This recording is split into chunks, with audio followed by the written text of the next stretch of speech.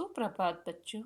हम पढ़ रहे थे हिंदी कृतिका के पाठ 1 माता का अंजल, जिसके लेखक हैं शिव पूजन सहाय। इसमें लेखक ने अपने बचपन के खेल तमाशों, रुचियों अरुचियों, शरारतों, माता पिता का दुलार का बड़ा ही सुंदर चित्रण किया है। इस संदर्भ में हम आगे पढ़ते हैं।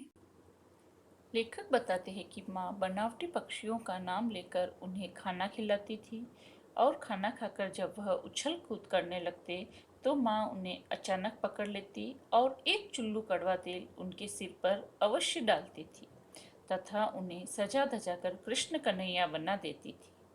तब लेखक रोने लग जाते थे और लेकिन जब वह बाहर आकर देखते तो मित्रों की मंडली उनका इंतजार कर रही होती थी।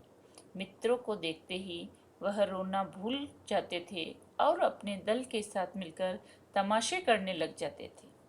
लेखक अर्थात भोलानाथ के घर पर बच्चे तरह तरह के नाटक खेला करते थे, जिसमें चबूतरे के एक कोने को नाटक घर की तरह प्रयोग किया जाता था। बाबूजी की नहाने की छोटी चौकी को ही रंगमंच बनाया जाता था। उसी पर मिठाइयों की दुकान, चिलम के खोचे पर कपड़े के थालों में ढेले के लड्डू, पत्तों की पूरी कचौरियाँ, गीली मिट्टी की जलेबियाँ, फूटे गड़े के टुकड़ों के बताशे आदि मिठाइयाँ सजाई जाती थी। उसमें दुकानदार और खरीदार सभी बच्चे ही होते थे। थोड़ी ही देर में मिठाई की दुकान हटाकर बच्चे गरोंदा बनाते थे। धूल की मेड़ दीवार बनती और तिनकों का छपरा, दातुन के खंभे, दिया सलाई की पेटियां, किवाड़ आदि इसी प्रकार अन्य सामान्यों से बच्चे जोनार अर्थात दावत तैयार करते थे। जब पंगत बैठ जाती थी तब बाबूजी भी धीरे से आकर जीमने अर्थात भोजन करने के लिए बैठ जाते थे। उनको बैठते देखते ही बच्चे हंसते हुए घरौंदा बिगाड़कर भाग जाते थे। लेखक बताते हैं कि कभी कभी हम लोग बारात का भी जुलूस निकालते थे। कनस्तर का तंबूरा बजता, अमोले को घिसकर शहनाई बजाई जाती, टूटी चूहेदानी की पालकी बनती, हम समधी बनकर बकरे पर चढ़ लेते और चबूतरे के एक कोने से चलकर बारात दूसरे कोने में जाकर दरवाजे लगती थी।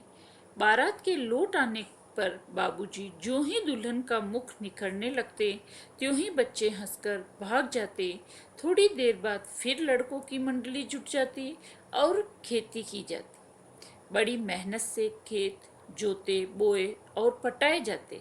फसल तैयार होते देर न लगती और बच्चे हाथों हाथ फसल काटकर उसे पैरों से रोंद डालते और कसोरे का सूप बनाकर ओसाकर मिट्टी के दिए के तराजू पर तोलकर राशि तैयार कर देते थे। इसी बीच बाबूजी आकर पूछ लेते कि इस साल की खेती कैसी रही भोलानाथ। तब बच्चे खेत खलिहान छोड़कर हंसते हुए भाग जाते थे। ऐसे ऐसे नाटक हम लोग बराबर खेला करते थे।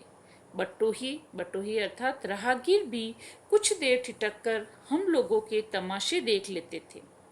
हम लोग ददरी में के मेले में जाने वाले आदमियों का झुंड देखते तब कूद कूद कर चिल्लाने लगते थे, चलो भाइयों ददरी, सातु पिसान की मोटरी। आगे का वृत्तांत हम कल के कालांश में पढ़ेंगे। धन्यवाद।